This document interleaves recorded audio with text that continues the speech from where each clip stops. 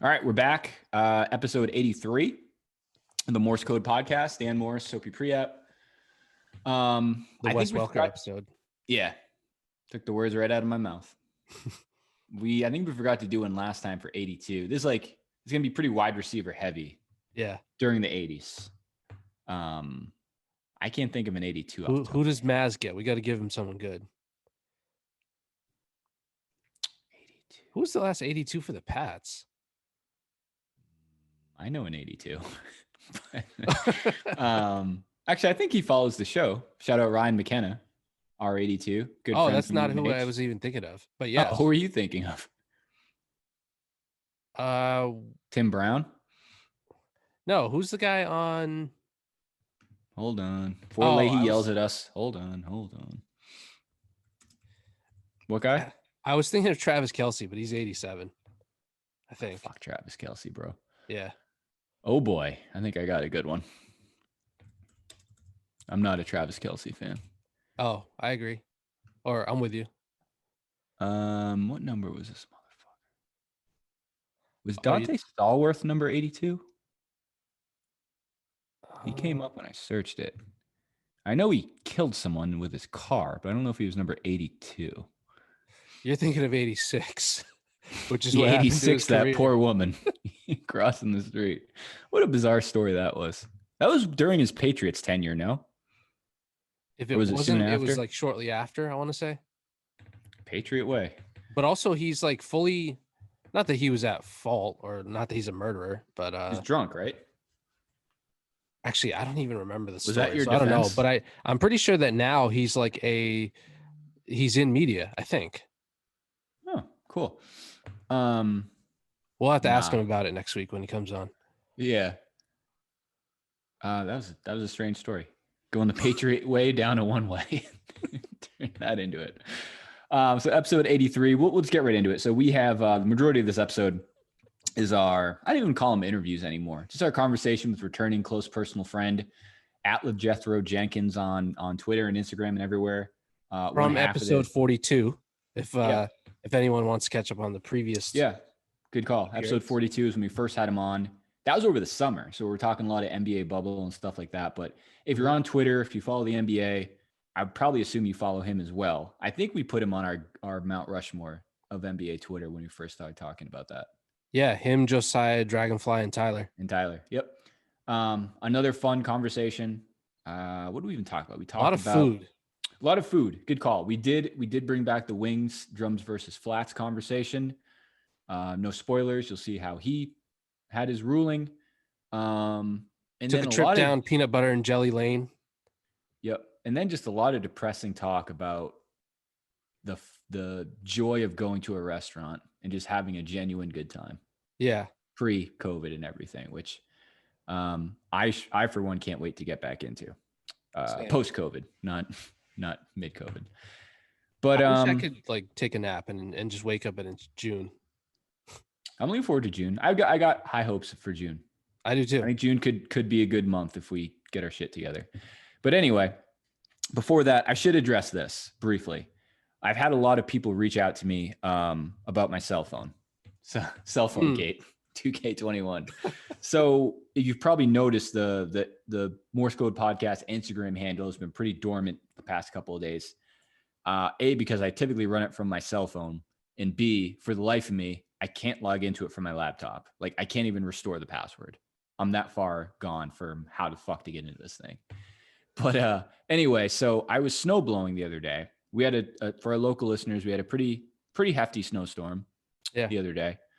So how many inches did you get? It was a little in the snowstorm. No, I understand. It was less than I thought. We probably got like a foot of snow. Yeah, that's it. So let's rewind a little bit. The night before, there was a possibility my wife's work was going to be closed due to the snow. So if that was the case, I wasn't really planning on snow blowing because we have a guy who plows our neighborhood, but I'm not one of his clients, but I can flag him down if I need to and just kind of a la carte pay for him to plow my driveway. I did it once. So I'm like, fuck it. I'm just going to do that tomorrow.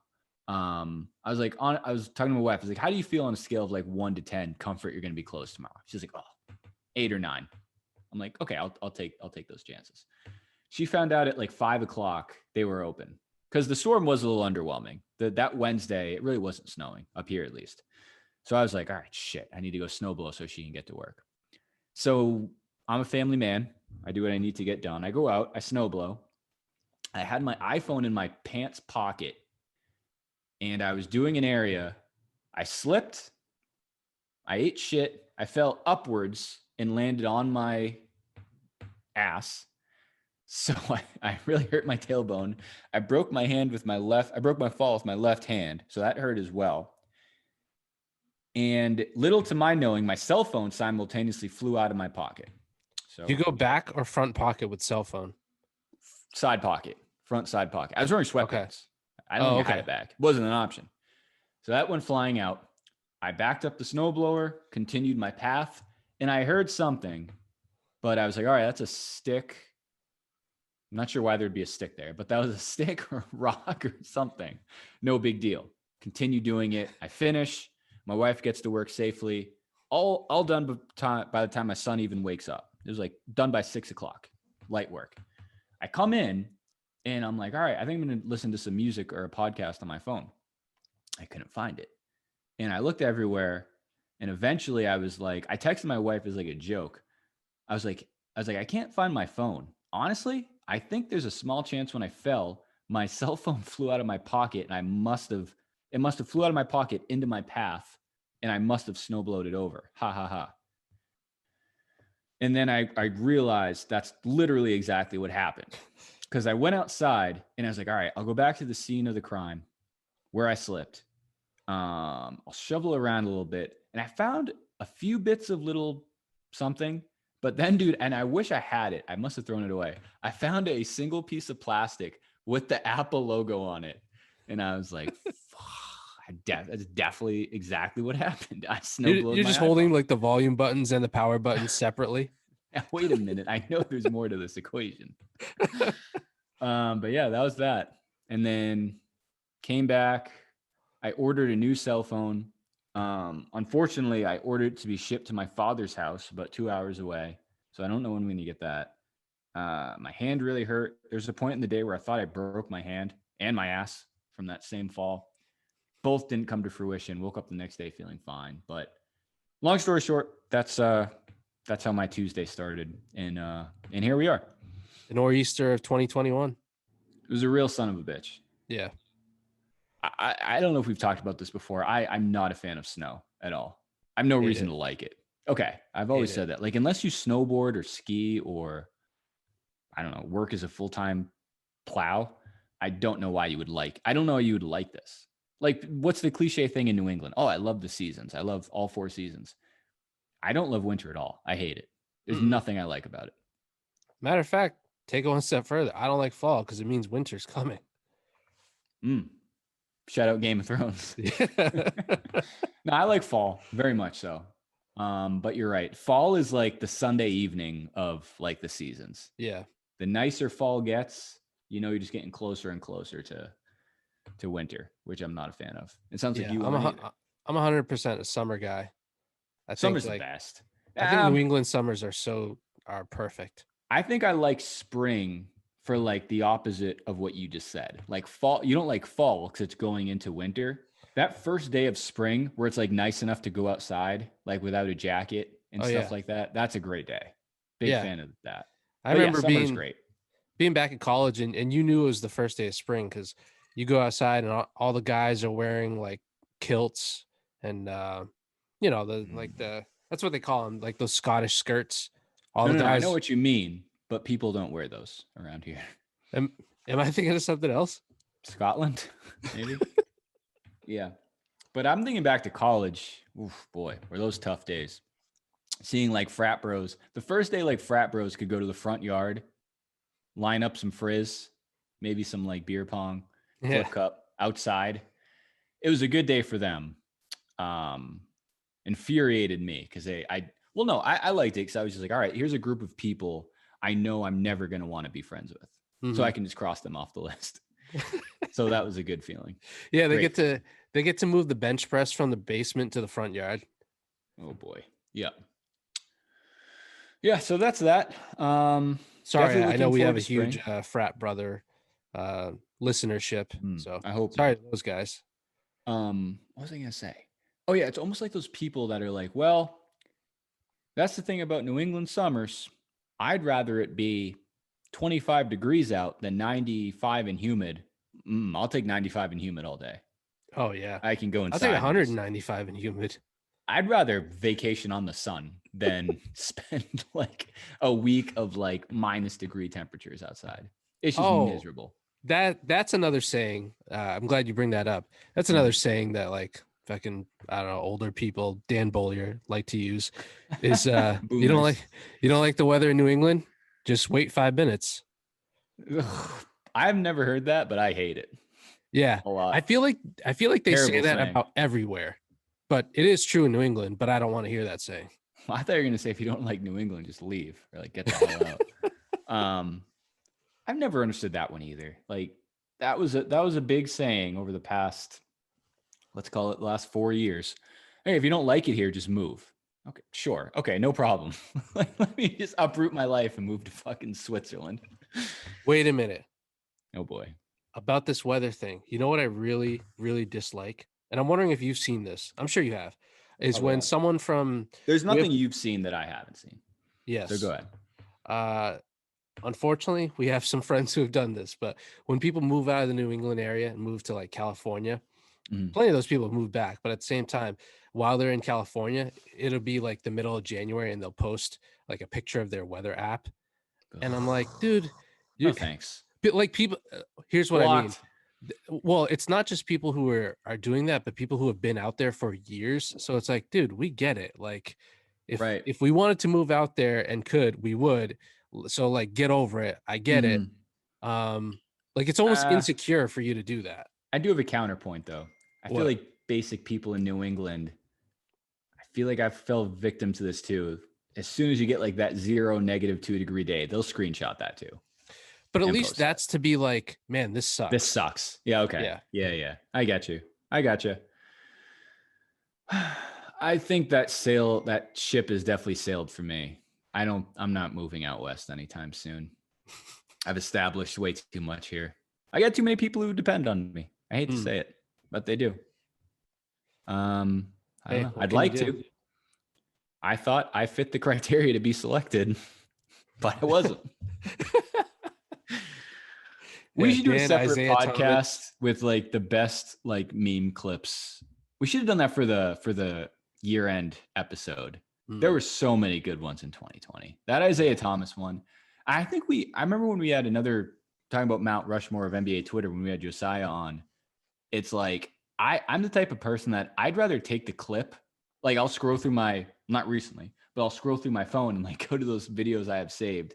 And I'll be like, fuck it. I'll try to find something to incorporate into this clip and just do it. I'd say my two favorite are that one. And I've been a big fan recently of the LeBron, like not 3, not 4, not 5, not 6. That is a good one. That's a great one too. That's just like a great clip to have on your camera roll to just like unleash it anytime. I have one like that, but it's not viral at all. I had to go looking for it on YouTube. Like I had to search for it, but it's the woman who's cooking. I think you know where I'm going with this. There's a woman cooking. I genuinely don't. Okay. So she's showing how to make some sort of chicken, but she's got a meat tenderizer and a bag, that's like a plastic bag of raw meat. Yeah, and she's just beating the shit out of this meat. There's no other audio for like 10 seconds. Anytime something good happens on the timeline or like the Celtics, I don't know, game winner, that one's going up. You can best believe the woman just beating the shit out of that chicken breast is coming out. The Uncle Phil and Will Smith like clip is outstanding as well. So good, dude. Have you seen the Fresh Prince reunion yet? I know we talked about this a while ago. No, fuck. It is good, dude. You have to. It is good. For anyone who's listening who has seen it, me and Ari did watch it probably like a month or so ago, and I was definitely surprised. It's more of I'd say it's honestly like half documentary, half like reunion. Like yes, they all get together as a reunion, but most of it is just like like looking at like documentary type footage and stuff. And then I told you before, it's like there's a really interesting part with the original Aunt Viv, who comes on and meets. It's weird. She meets up with Will at like like a abandoned studio or something to talk about all the shit that went down. I thought she just moved on naturally, like for career reasons, but it's a lot of cool, interesting backstory there. That's a really good one. I think it's still on HBO Max. Yeah. Last thing I'll say too, speaking of HBO Max, have you watched the new Denzel Washington movie on HBO Max? I heard it stunk, but it looks so good. Yeah, it does look very good. And it's all over. Have you also heard it stinks? Yes. Okay. It's all over the targeted ads on all the social medias. Like I see it on Facebook and Instagram. Mm-hmm. That's a hell of a big three. Denzel, Rami Malek, and Jared Leto. I'm a big fan of all those guys. I've only seen Denzel movies. I haven't seen the other two. Really? Oh, no. Wow. Wait, what have you seen with Rami Malek? Yeah, I knew you were gonna ask me that. He's in he's Bohemian Rhapsody is good. The movie about Queen. You'd like it. And then he's in Mr. Robot, which I haven't seen. It's I've been meaning to watch that. I was gonna say it's one of those shows I haven't seen, but I know I'll like it. Like I know I Still Owe You Peaky Blinders. I haven't seen it, but I know I'm gonna love it as soon as I watch it. Yeah. And then Jared Leto's great. He's in he was Joker, and he was in Dallas Buyers Club, and he's also the lead singer of 30 Seconds to Mars. But he's a great actor. Is Dallas Buyers Club about Matthew McConaughey getting AIDS? Yeah, phenomenal film. Very biography, good. Right? I think it's a true story. Yeah, I'm pretty sure. Not about Matthew McConaughey? Oh, no, it's not an autobiography. You're thinking of his autobiography, which is not True Detective. You know, let me finish. Which is not True Detective, but is his actual autobiography. But no, I'm still gonna watch it. I think I'm gonna try and watch it this weekend. I don't know. Like, we talk about spoilers all the time. I feel like when I hear a movie stinks that I think was gonna be good, I'm probably going to leave thinking it was better than it actually was because my expectations are already so low. Yep. Same theory for if I see some movie that I'm like, I don't really think I'll like this. And then someone tells me, hey, this movie's great. You need to check it out. If I already think I'm not going to like it, but now I'm expecting it to be good, I'm probably going to think it stinks more than it actually does. I can agree with that. Siskel. Where are you in Sopranos? I'm halfway through season 1. Okay. Episode 7, I think. I'm a big fan so far. You like it so far? Okay, good. It is a little slow at first. Not Wire slow, but a little slow. And I really like Wire slow. Saying that. Wire to Wire. Season 1 finale is one of my favorite episodes of television of all time. Very good episode. So you have that to look forward to. So based on my theory, you'll probably think it's average because I've raised the bar so high. But anyway, so that's what happened to my cell phone. That's where Soapy is with The Sopranos. And here's our conversation with Oh, wait. Really quick. Let's make our Super Bowl predictions. Great idea. And I thought of something else too. So let's do our Super Bowl predictions first. We talked about this kind of off air. As far as our like joint gambling ventures go. Are you confident? Are you ready to put money on oh my God, Patriots. Bucks with points? Yeah. Remind me what it is again. What's the spread? I think it's 3 last time I saw. 3. Maybe it's more. I'd look at my phone. Chiefs are favored by 3, right? Let me pull it up. Let's get serious here. Yeah. Either way, it's 3 or 3.5, but the Chiefs are the favored team. Certainly. I think the Chiefs win by 20, but I'm still ready to put money on Bucks plus 3. Let's see. One I do feel pretty good about is I really actually I have something else I wanted to bring up today. Sure. Where the fuck is the spread? Yeah, Chiefs minus 3. So I just hate 3-point spreads. It's like, what is the point? Like, do you think the team's gonna win or lose? Yeah. How often is it a 2 or 1 point game? So we're basically going for a push or just an outright win. So I'm curious to see what is the latest odds as far as money line versus with the spread. Ooh, you might as well just go fucking. If we're gonna go all in, let's just go money line. Yeah, that's a good call. Is Brady gonna lose by 2? No. Dude, remember how stupid that Super Bowl started when they did start with the safety by Brady in the second one against the Giants? Oh God, I forgot about that. We watched that at Corey's house. Yeah, I forgot about that. That was we should have known. Like, what the fuck is the point of watching the rest of this game? That was the Mario Manningham catch game, right? Ridiculous catch. God, I feel like people stunk. forget about that one. That stunk. Well, who was the Patriots game? No, not the terrible. Oh, that was the Ahmad Bradshaw touchdown game. Yep. The accidental touchdown. Yeah. I don't know which game pissed me off more. No, I think everyone kind of leans towards the David Tyree catch. That Giants 2 game really sucked. That was the Wes Welker drop. Shout out fucking Wes Welker. That was the Wes Welker drop game.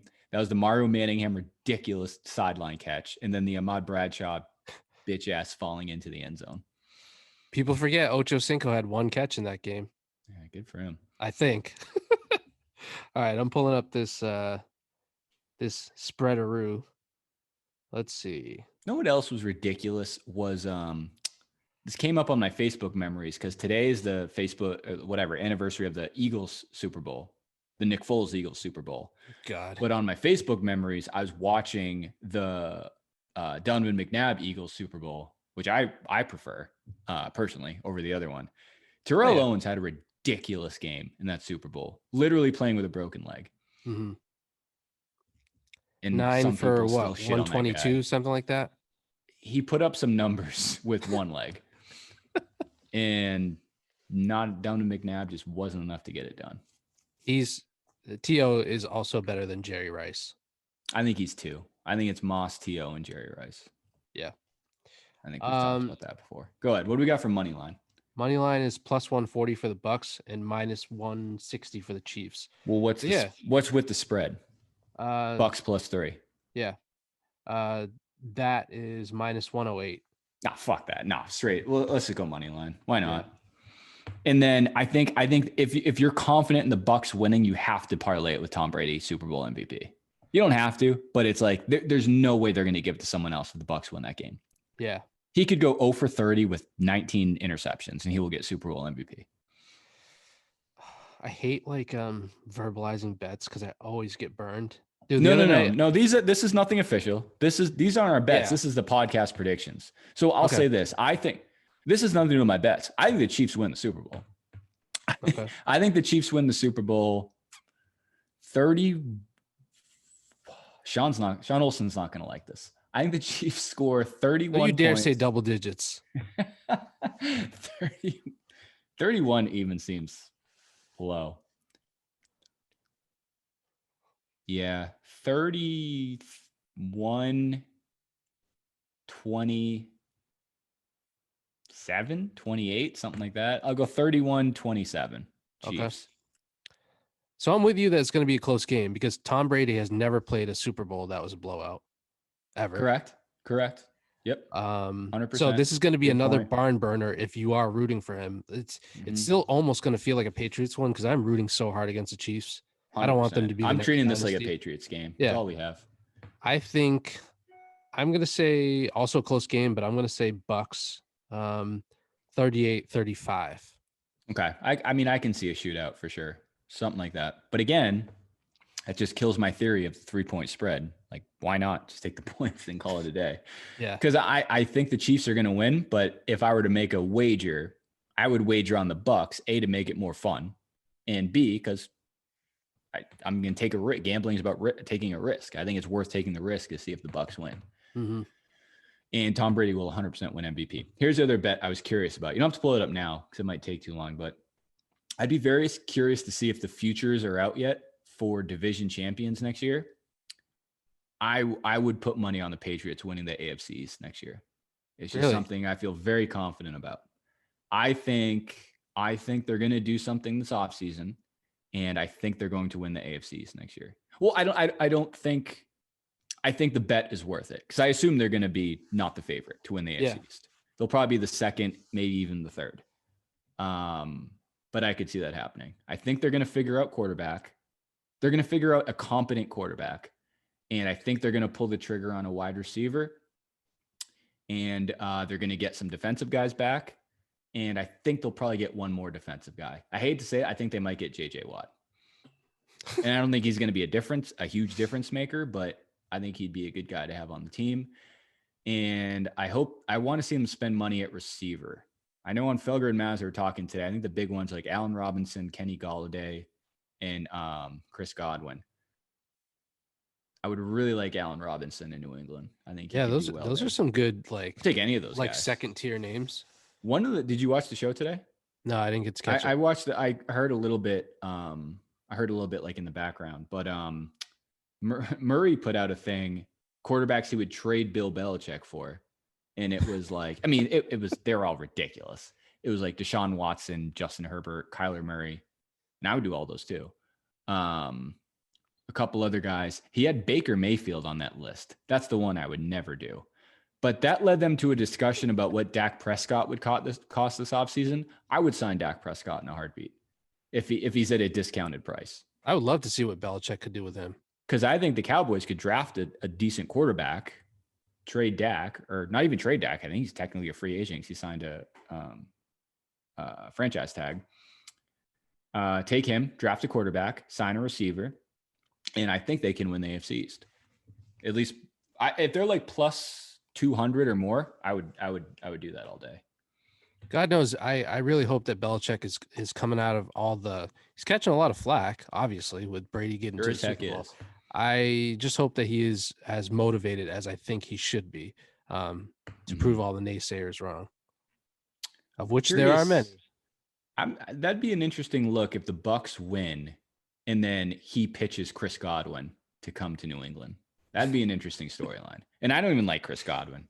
I kind of think he stinks. A little overrated. He's dropped far too many passes for me to like him. Mm-hmm. And he had a good game against Green Bay. The other guy I like is Aaron Jones. I didn't know Aaron Jones was a free agent till today. I heard that. He was on Cowherd's show. He'd be a fun player to have in the backfield.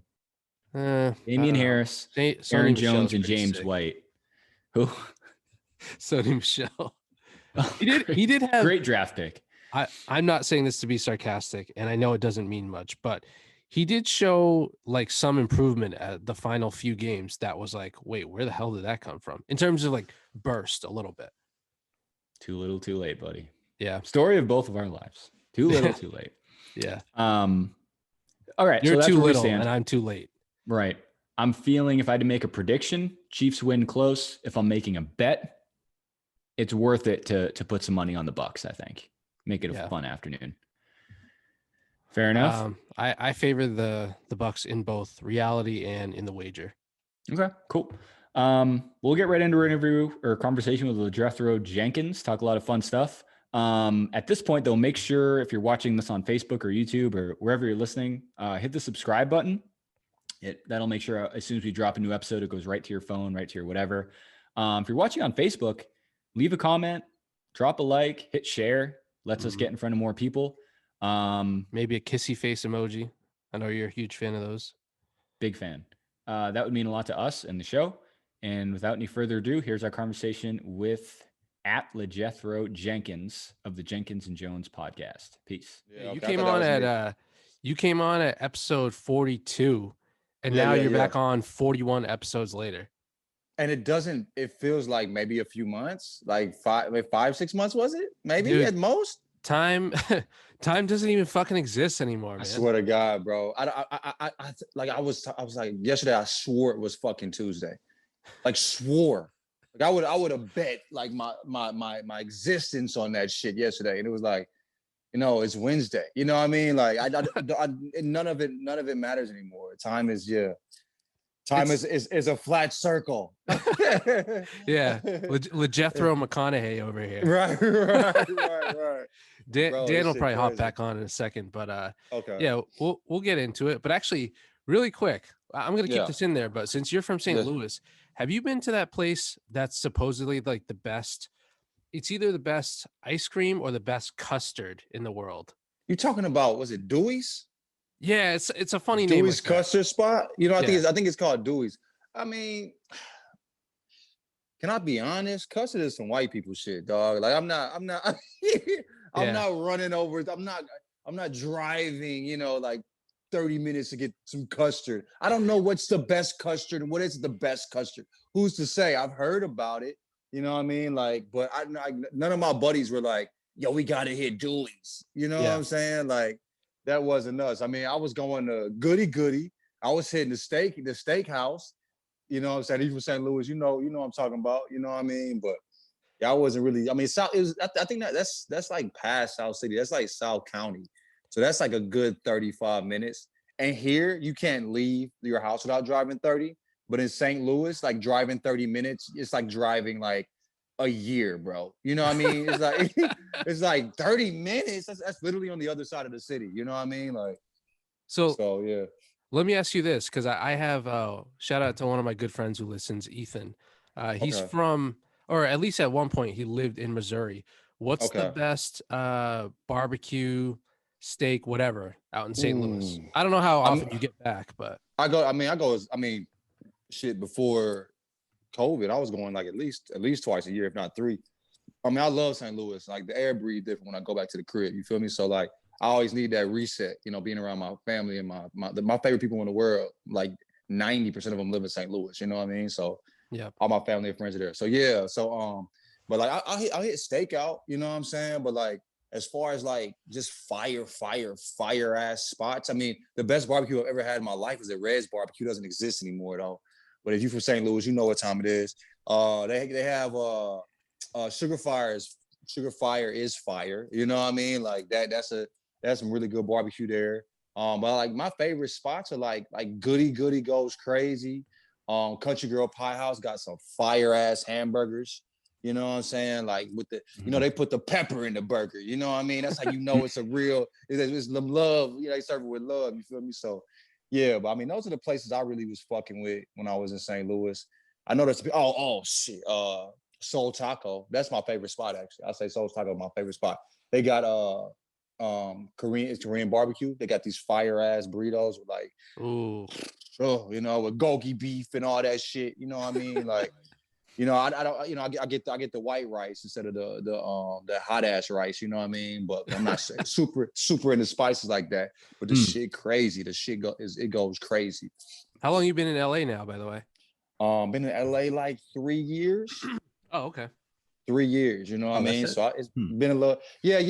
It's flown by, but so you and LeBron moved out together, I assume. Oh yeah, traveled from the Midwest. You know, my boy hit me, you know what I'm saying? Yo, we going to LA.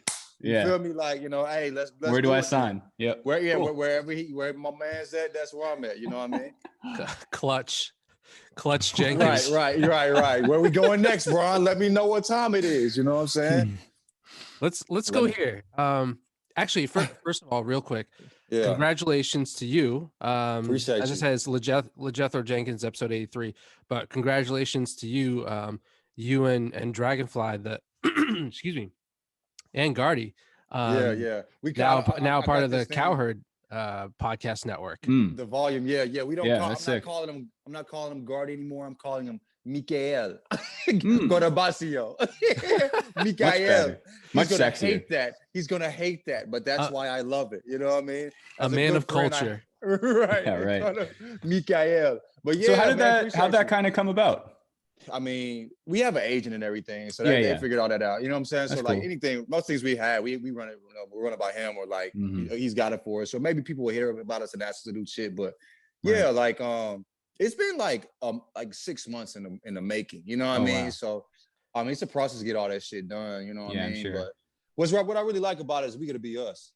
You know what I'm saying? Like it's still Jenkins and Jonez. We keep our name. You know what I mean? Right. We keep our same feed. I think what we didn't want to do some shit that was like, if I couldn't say nigga on that motherfucker, like why am I doing it? You know what I'm saying? Like, you know, I got to be able to be myself. You know what I'm saying? Sure. And that's how we all feel. Just don't let Mike say that. Yeah, no. Mike, Mike is really an ally. You know what I mean? Yeah, Mike's awesome. Mike got black friends. You know what I'm saying? Like I would say Mike probably has more black friends in his phone than white friends. You know what I mean? He really down. You feel me? So yeah, people love put that Mike. On the resume, Mike. Right. You know he got a lot of black friends when they call you White Mike. Like he's one of them dudes. You know what I mean? They call him Big. They call him Big Mike. You know what I'm saying? But like you know, he wanted. They love Mike, and everybody that I know love Mike. He's solid. But yeah, so they let us be ourselves, and it's the same exact podcast. It's just for the network now. We have, you know what I'm saying? It's nothing really changed in the process, and I don't have to edit anymore. That's nice. Yeah. Yes. So what is the cadence like on the new Twice a week? Twice a week. Twice Nice. a week. And Perfect. it also it's free. You know what I mean? So it's not like you don't have to pay Patreon for the shit. You know, we just it's free. So the Patreon people that are fucking with us on Patreon, who like I appreciate so much. That's just solid as hell. You know what I mean? Like I mean they just you know they don't lose anything. You know what I mean? They get it's still 2 podcasts. It's 2 podcasts a week now, so it's more than we've ever done. Right. But yeah, but they drop on Monday and they drop on Thursday. So today and Monday is when it drops. Oh, great. Yeah. So yeah. So do you have any connection? I know it's I honestly don't know too much about it, but it's a Colin Cowherd. It's his right? Yeah, it's his network. Yeah. So do you have connection with him? Have you worked with him at all, or is that all behind the scenes stuff? He'll hit me up on some like golf shit in my DMs and like, you know what I mean? Like it's nice. It's like that shit, you know what I mean? But he's over it, you know what I mean? So, I got you. Yeah. He's solid though. He's solid. And great. You know, my agent, I trust him hella. He speaks so highly of Colin, and Nick Wright loves him, you know what I'm saying? And Nick is solid as hell too. Yeah. I really fuck with Nick, you know what I'm saying? So it's you know, he's, you know, I know, so I don't not personally, but you know, we've interacted. Yeah. Well, that's cool, man. Cause before I got cut off earlier, I remember the last time you were on, we were talking like briefly about a little bit of your background and what you were doing before this and kind of that, you know, quote unquote leap you took to get into this stuff. And it's dope as hell, man. Now that you're kind of this is another tangible step, you know, towards something bigger and better. So like Soapy said, congrats, man. It's definitely a big thing for you guys. Appreciate it. Yeah. I mean, we're all excited about it. It's just kind of wild. You know what I'm saying? We was like arguing about peanut butter and jelly sandwiches and rat versus squirrel, and it gets you, it got us somewhere. But I think that speaks to the fact that you could just be yourself, just do you. Like that is the one thing nobody can recreate. You know what I mean? If you're yourself, you know, that will make you different. And we argue about the silliest shit. We took a lot of basketball, but we're very silly and we're very geeky, and it's worked. You know what I mean? So that speaks to the fact that like, bro, like anybody can figure it out and get opportunities. You know, we ain't made it yet. There's a lot of work to be done, a lot to figure out, you know what I'm saying? But it's exciting. The opportunity is exciting for sure. You know what I mean? The very, very, very, very, very grateful. I'm always just a country ass nigga from St. Louis. You know what I'm saying? So, and that's all I ever will be, and that's all I ever want to be. You know what I mean? So I'll always be appreciative from opportunities, because, you know, coming from, you know, a small ass town that's my favorite city in the world, you know what I mean? But it is what it is. The glow up is real. And going along with that, congrats also. I guess this is just gonna turn into the congrats LaJethro podcast. The interview that you did with Shaq a few weeks ago. Oh man. Hey, Shaq a real one. And I'm gonna say this, like, I get what everybody's point about Donovan. I understand that. I get it, bro. Like, I get it. But where did it come from? It came from fucking Shaquille O'Neal. I don't know if you saw the interview. He low key, it was like it was a soft, he's low key clown me a little bit. You know what I'm saying? On some, like, not me, but, you know, Yahoo talking about some, you know, but it was to create a situation, you know, to talk about this, describe the situation. You know what I'm saying? But if in real life, if that had happened and Shaq said it to me, that's Shaq. I mean, I'm older. I know what you mean. At Donovan's age, I might have taken it a particular way. But me looking at that, now I'm like, that's fucking Shaq. You know what I mean? Right. So like, and what did he really mean? He told him from jump, I think you're the best. You're my favorite player, but this is what I think. And Shaq straight up told me, like, we had I was supposed to have him for like 10 minutes. The shit went like 20 minutes. And then he even asked a question after that. He's just so fucking cool. And that's what I think about, like, people always say, like, I've interviewed some dope ass people, like Manny Pacquiao, Jamie Foxx, Shaq, you know, shit like that. I actually went on I trained with Manny Pacquiao once, which was, I cried afterwards because I used to it's crazy because I usually don't get too caught up in people. Like when I'm like, damn, like, you know what I'm saying? Like when I meet people, I'm just surprised by how human they are. And it's really inspiring because I'm like, this motherfucker just a human, but he's just really hardworking or very talented or whatever. Like, so, but with Manny, it was because, like, I used to sit in my office at the job I hated, watching Manny hit the bag and stuff, because I'm really into boxing and watch his fights over and over. Like, and so it just was a full circle moment. Like, damn, G, I'm about to, like, took a risk, and now I'm about to train with Manny and interview him while eating breakfast with the man. You know what I'm saying? So like, Mm-hmm. so when I talked about it, I was like, oh shit. And I started like tearing up, but it was more, I was just, it was like a rush of like, you know, it was just wild. But with Shaq, like, you know, Shaq, Jamie, if you meet them, like you think you were like, I think I'll be like, you know, nervous. I was nervous prior to interviewing them. As soon as you start talking, these motherfuckers are so chill, bro. Like they'll make, like, you forget you talking to Shaq. You forget you talking to Jamie. You know what I mean? Like, I'm not talking to the dude that I saw dominate the fucking league for, I don't know, 15 years or whatever. The most physically dominant, you know what I mean? I'm talking to like, they're so disarming, so charming. You know what I'm saying? Same thing with, I think that's why they're good on television, but I think same thing with Jamie. Like, I'm not talking to the dude who I watched his show in high school, like, every day on WB. You know what I mean? Like, but like, you know, like who, I've saw it in so many movies and such a big fan of. The dude just is they're so disarming. You know what I mean? Like, I see what he be pulling all the. I was looking at him with the hard eyes, like, damn, Jamie. You know what I mean? They're so disarming, and you feel so comfortable, bro. So yeah, it's a great opportunity, and you know, but like even with Spitta, like Spitta's my favorite rapper of all time. You know, I think Jay-Z's the best of all time. He's probably my second favorite rapper, but Spitta is my favorite rapper, probably because of time period, and he really was the music behind a lot of rough times in my life, and like me figuring some things out. And he kind of gave us a blueprint of how to, like, you know, grind and work through shit. You feel me? But it's talking to Spitta, like Spitta is so charming. They're disarming, and you feel like you talking to somebody you knew for 20 years. You know what I'm saying? Like, it's crazy. But yeah, it was dope talking to him, and it's more before and after the interview, like, oh damn, that was cool. And before, like, you kind of nervous during the interview. They so cool. Yeah, like it's humbling to see how humble they are. You know what I mean? And totally. Yeah. Totally. So your recollection of like meeting Manny and having, you know, that being your idol and being emotional over it.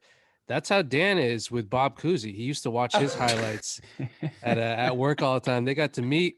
Yeah. Occasionally he dribble with his left hand. Bob leather belt Cousy. Right. Left hand tied behind his back, staring at the ball, staring a hole in the ball. You know what I mean?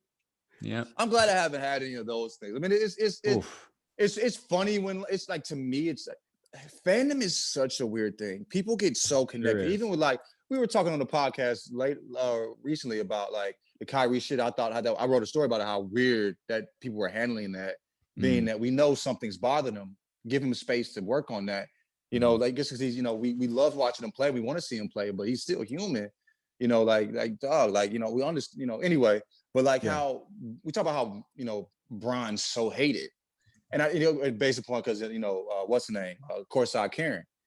And it's just like, I've never truly hated a player, like, ever because of basketball. I hated them because maybe they did some dickhead shit outside the game.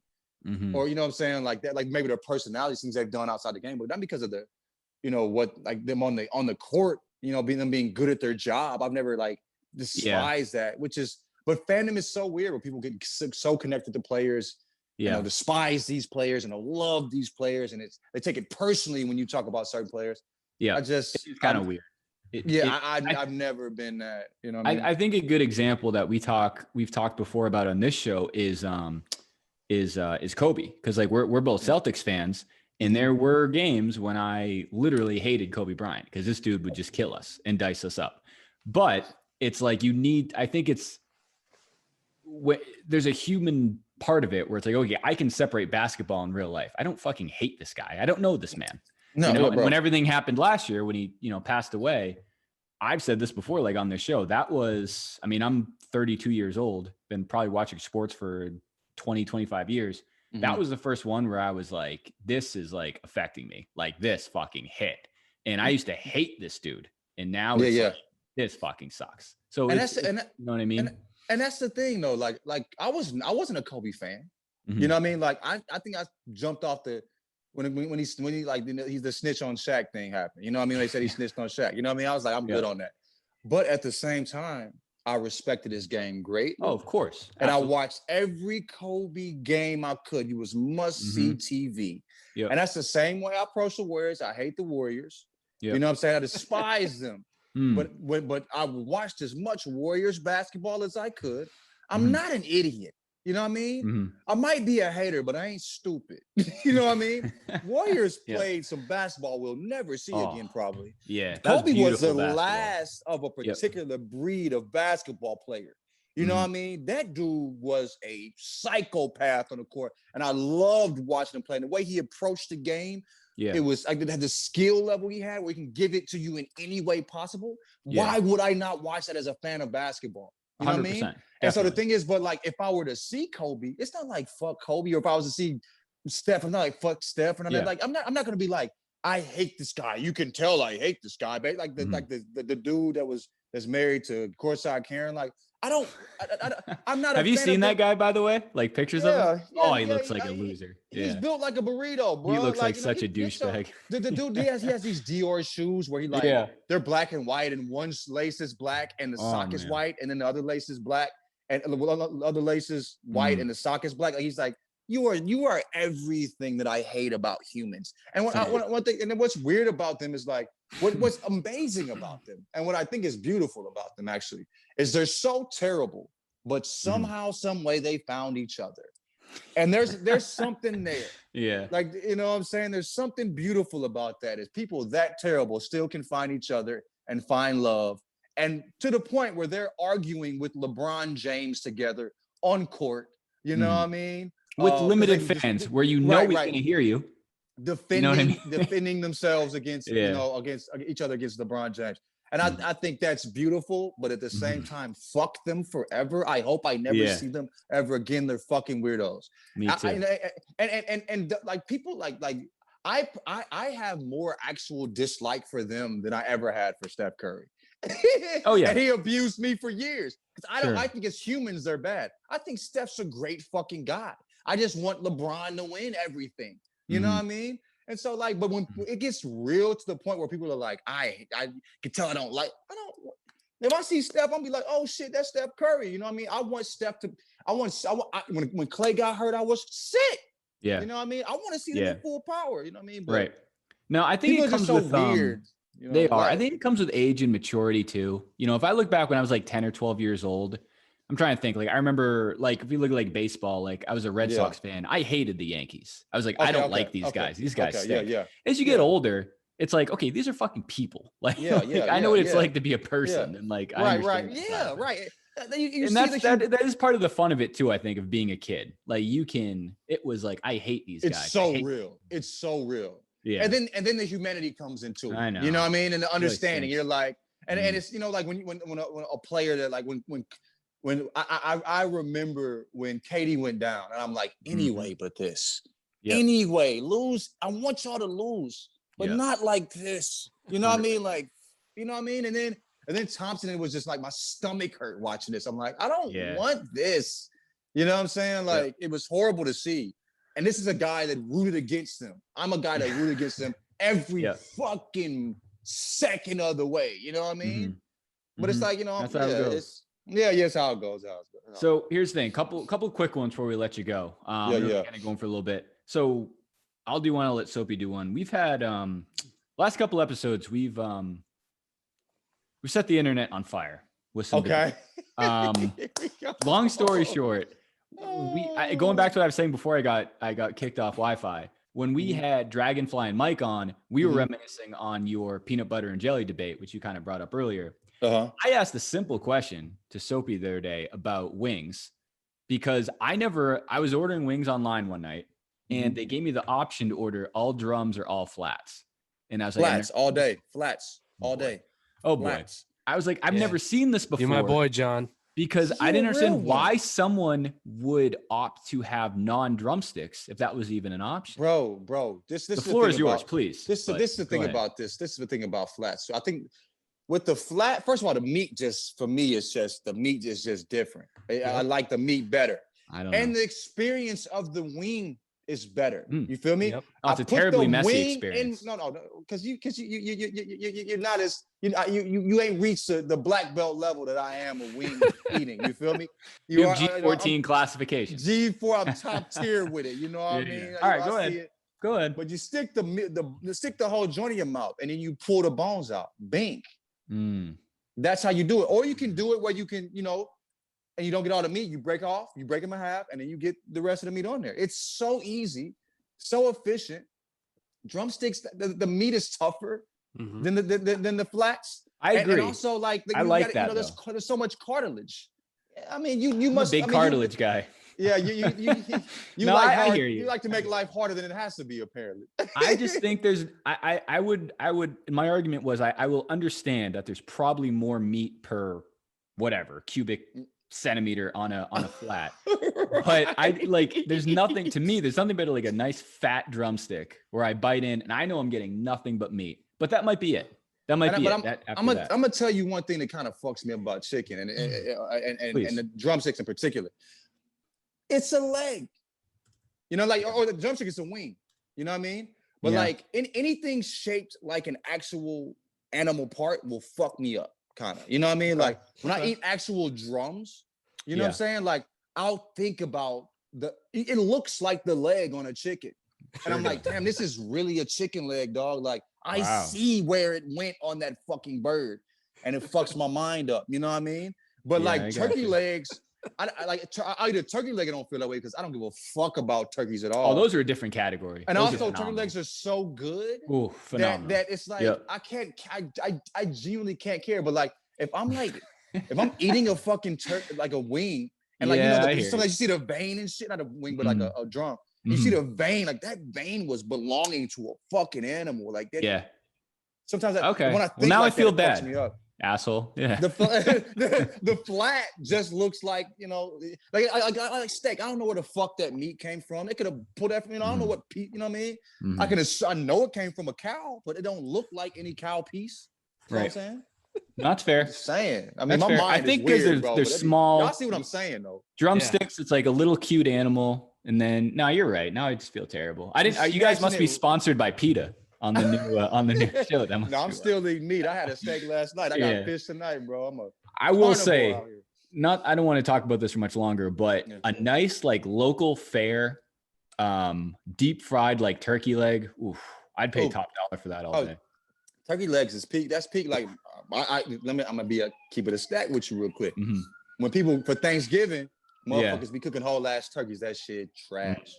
You eat the white meat generally dry. Your takes are too hot. That's why they call the ambulance on you. Right. But look. This is what you do. Cook wings and turkey legs. Don't even fuck with a whole turkey. Buy you a pack of wings. Buy a turkey wings. Buy you a pack of turkey legs and just cook them instead of a whole ass turkey. Everybody gets good meat instead of fighting over the two drums and the two wings. You know what I'm saying? I got you. Do you fry it?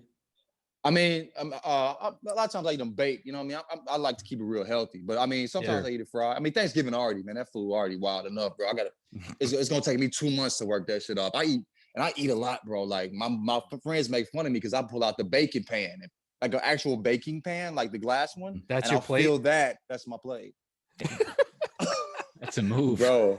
I'm country, dog. Like I've been eating good for a long time, bro. Like that's fair. What I mean? I respect it. And I was surprised. Like I said, we did put some polls up and it was wide majority flats. So I understand I'm in the minority. I get it. Yeah. But it's new to you. Y'all got to learn new things. You live in there. You know what I mean? 100%. Now you know better. Hopefully you do better. You know what I'm saying? Of course. Appreciate that. So speaking of hot debates, I'll let Soapy do the last one before we let you go. It's another thing we talked about recently. All right. And speaking of G14 classifications, when you go into this topic, this is your G14 classified. All right, let's go. Go ahead, Soapy. I'm really interested in your take on this one. Dan and I were talking about the worst songs that that white people just over obsess and love to sing too much in public. Like at bars, sporting events. To give you kind of paint a little picture. So the ones that we came up with, I thought one of the more slept on ones. And again, my classification, I am in fact a white. Hangs out with a lot of fellow white people. I love this.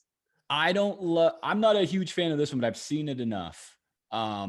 Juicy by Notorious B.I.G. When that comes on in like a bar somewhere, yeah. Juicy's a classic. Boy, do we love singing it.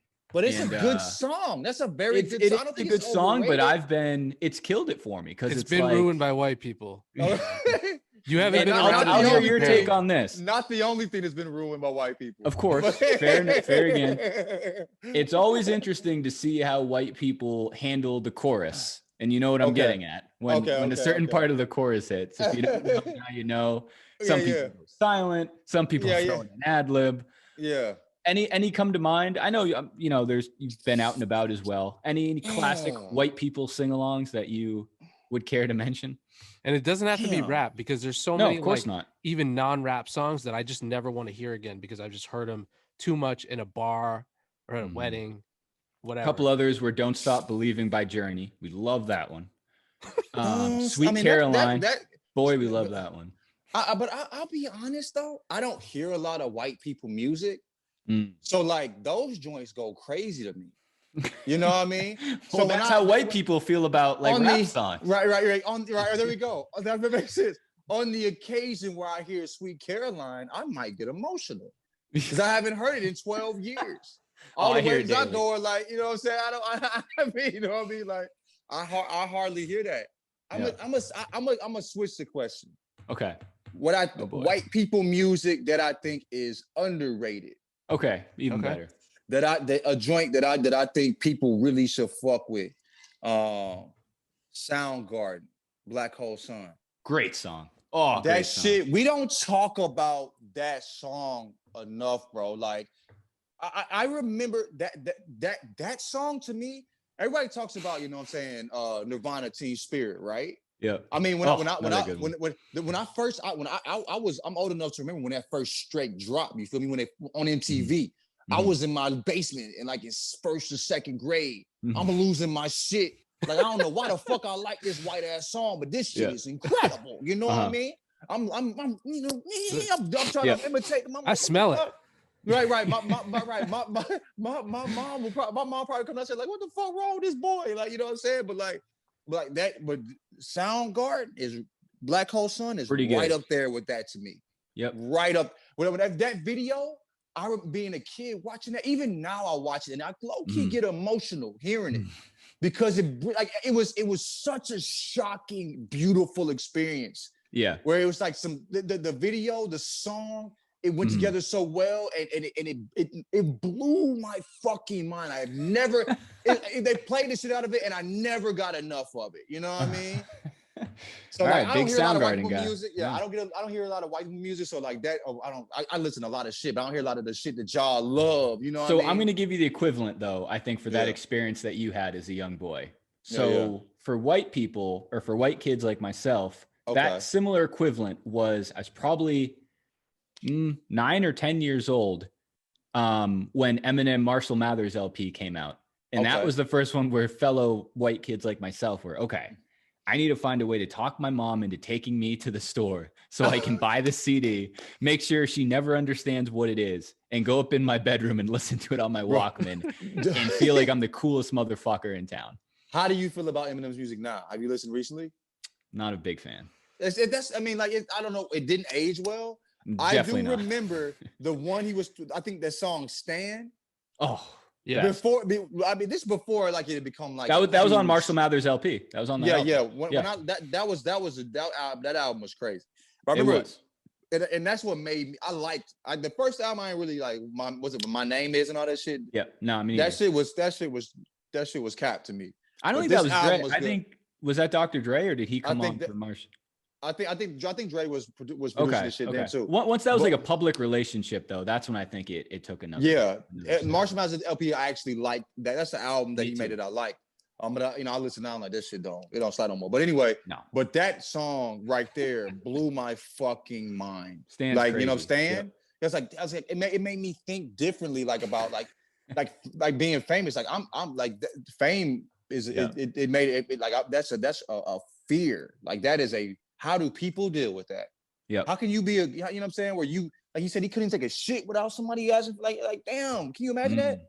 You know what I'm saying? Like, but like going to I always use this example, going to Trader Joe's and somebody like You just getting to stop for a conversation, to talk about whatever. And bro, I just want to buy a bag of mangoes. I never interrupt people when I see them.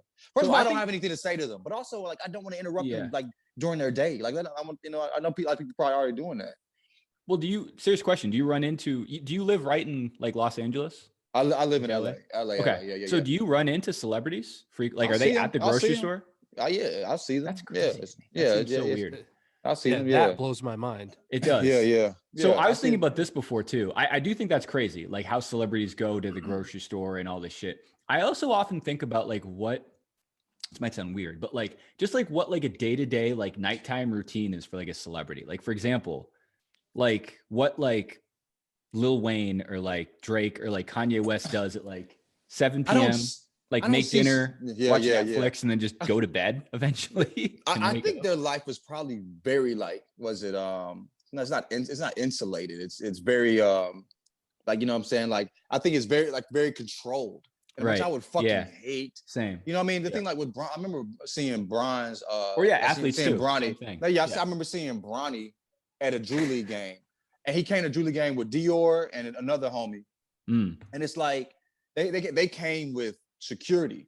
Like, so it's like for his son to leave and go to a Drew League game, it has to be a whole ordeal where like you gotta organize, there's so much organization that goes into it. It's like, damn, like, that I couldn't imagine that. But like I'm not seeing like Drake at the grocery store. You know what I'm saying? Okay. I'm seeing people that everybody knows. Like I'll go to the gym with Paul Mooney or some shit. You know what I mean? Like I'll see Paul Mooney at the gym. You know what I mean? Like at the gym I work at. I see, you know what I'm saying? I saw like, I saw DMC at the gym. You know what I mean? Like it's like you see people like at Trader Joe's. This before the mask size. I bet fans were loving the mask shit now. They like, shit, I'm just doing whatever. I'm doing me. I'm running the Target. It ain't shit. You feel me?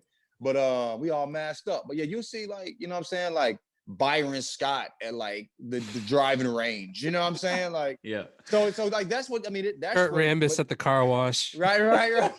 So it's like it becomes extremely. It's I don't know. It's not like people that a whole crowd, like, I know what you mean. Yeah. So cool. It's a different type of celebrity. It's not the celebrity where they're gonna get bum rushed. You know what I mean? Right. Sure. They move different and they have to, and that seems like it sucks. The money would be great, obviously, but you lose a level of freedom. And the only thing that I think 100%. Is great about money is the freedom you get with it. You know what I'm saying? I can do what the fuck I want when I want, but you lose that when fame is a part of it. You know what I mean? So it sucks. You have to start going out in fucking costume. Like, I don't know if you ever seen those stories about like Chris Tucker being friends with Michael Jackson. Michael Jackson would be like, yo, like want to go to the mall or go to the movies? And then he'd show up wearing like a Spider-Man mask or like, dude, Mike. That was a different level though. I think you just Soapy posted on Twitter recently. It was when Mike like stepped out his hotel room to like a concert crowd of just people looking to see this guy who might open his hotel door and look outside. And that'll never happen again. Crazy is that people would pass out from him looking out. He would go to concerts. He would moonwalk.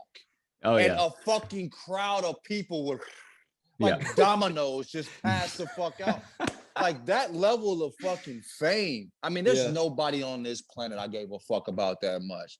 You know what I'm saying? Like, especially I don't know, but like it was just fame was different back then. We got so much access these days. You know what I mean? 100%. Like, we can go to Beyonce's Instagram or Twitter. You feel me? Like Mike Jack, you might not see that man on anything personal unless you pulled up at his hotel room. You know what I mean?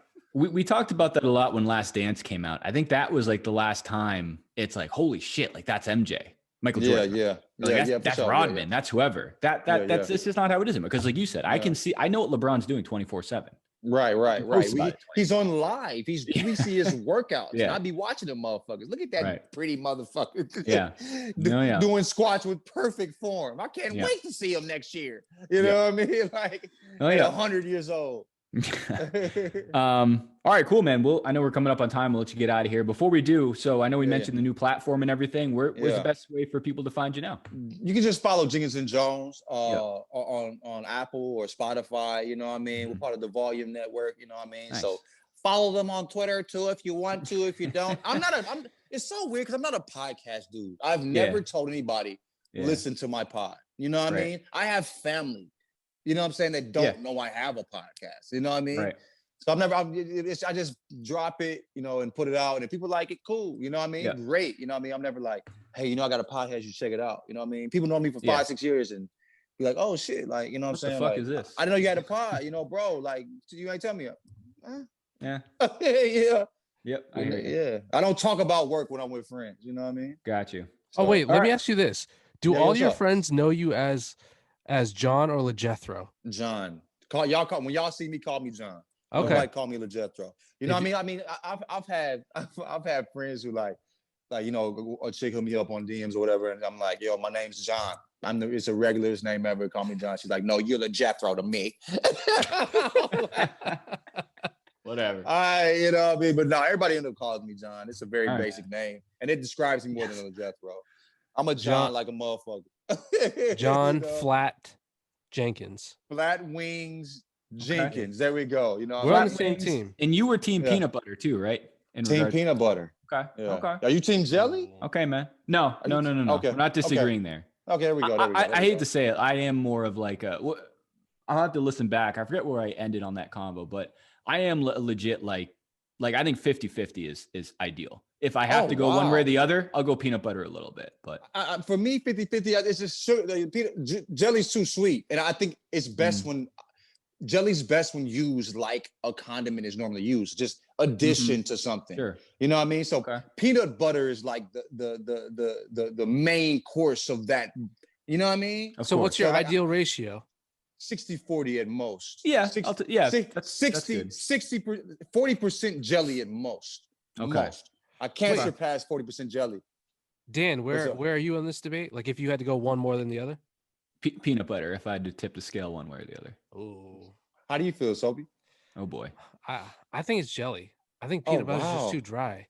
Well, what I said was, I remember my argument was if you look at each ingredient individually, right? I do this frequently. I can eat like a spoonful of peanut butter. Oh, for sure. It tastes great. Yeah. Nobody does that with jelly. No. There's peanut butter cookies, and I actually like them. You know what I mean? Like, I used to not be a peanut butter cookie dude, but my barber, his wife is a fucking genius when it comes to like cookies. And he was like, bro, I don't eat peanut butter cookies. You got to try these motherfuckers out. And they're delicious. And I actually like them better than macadamia nut. They're not peanut butter. I mean, they're not chocolate chip level yet, but they're peanut butter cookies kind of fire, dog. I've been sleeping for a long time. Now, you know what I'm saying? So a truffle butter and jelly sandwich. Well, does that exist? Sure hope not. God damn. Motherfuckers getting real creative to make shit that is fucking trash. That sounds horrible. Good gracious. Are you you like mint chocolate chip? That's been hot on the internet too. A lot of people equate it to toothpaste, which I'm offended by. Because the thing is, I'll fuck with it, but I don't need that. You know what I'm saying? Okay. Like one I think is underrated is butter pecan. Like people be hating on butter pecan, but that shit kind of slap. And I think something that's very overrated is chocolate ice cream. Chocolate ice cream is a pass. Real good. You love it? I like chocolate ice cream, sure. Do people not? Chocolate ice cream. I think I like it a lot. People say like the strawberries are worse than Neapolitan. And I think chocolate ice cream is by first the worst part. So that was the last part left in the house was chocolate. Yep. I got in this argument with my wife recently. She's like, I'm out. Do you want me to grab some ice cream? And I was like, yeah, of course. Why not? I'm not going to say no. She comes home with the Neapolitan like Friendly's ice cream box. Yeah. And to me, I just equate that with old people, like ice cream at a retirement home. Right. And she's like, what are you talking about? This is the best ice cream. You get all the flavors. And I was like, I guess. But to your point, I tend to eat it flavor by flavor, not like just one straightest cross scoop. I think and chocolate's generally the last one to go, at least when I was a kid. But this is the thing though. You're getting Neapolitan, right? When you could get like fucking turtle tracks. Sure. You know what I'm saying? Far superior. Or was it moose something, whatever the fuck that shit moose is. Tracks, like I think. Moose Tracks. Like these are really, really good ice creams. And you get a whole thing of that. Yeah, I agree. But you like, you know, be getting Neapolitan is 3 basic ass fucking flavors that, you know, take, you know, like we are adults now. We don't have to do these things anymore. 100%. Let's get what's actually good and do what we like. And even if you do prefer one of those flavors, by getting Neapolitan, you're opting for only a third of it. Right. Like you're cutting, I don't know. Get the flavor you actually like. One of them you like more than the other. Just get a tub of that shit. You feel me? The next time that you guys go to the store, and I shouldn't be saying this because like we're still inking the sponsorship agreement, but next time that you guys go for some Ben and Jerry's and you find a pint, look for the ones, it's new, where they'll have like chocolate chip cookie dough, but the cookie dough part is right in the center. So it's like it's like in the core of it. I've seen that. I'm liking what I'm hearing. I'm liking fire. I'm liking what I'm hearing.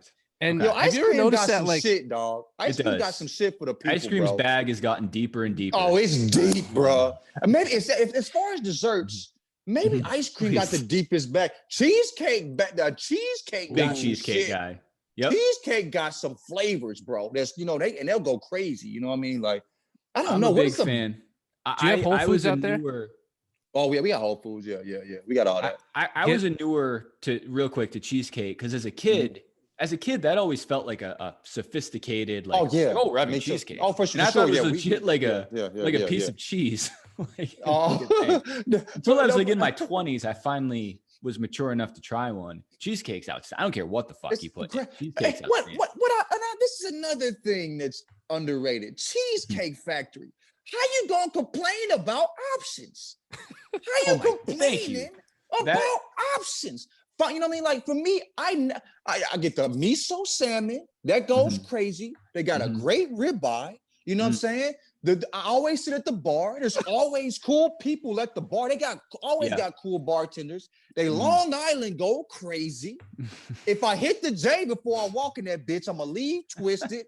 It's a great vibe, a great experience. It's a great date experience too, chilling like that at the bar. I mean, I've never had a bad experience at the bar at Cheesecake Factory with a friend or a companion, whatever the fuck. Sure. You know what I mean? And it's like, what's wrong? There's so good options are not bad. You know what I mean? You know, like it's just the appetizers are fire. You know what I mean? Like I owe the Cheesecake Factory a read. I haven't been there in quite some time.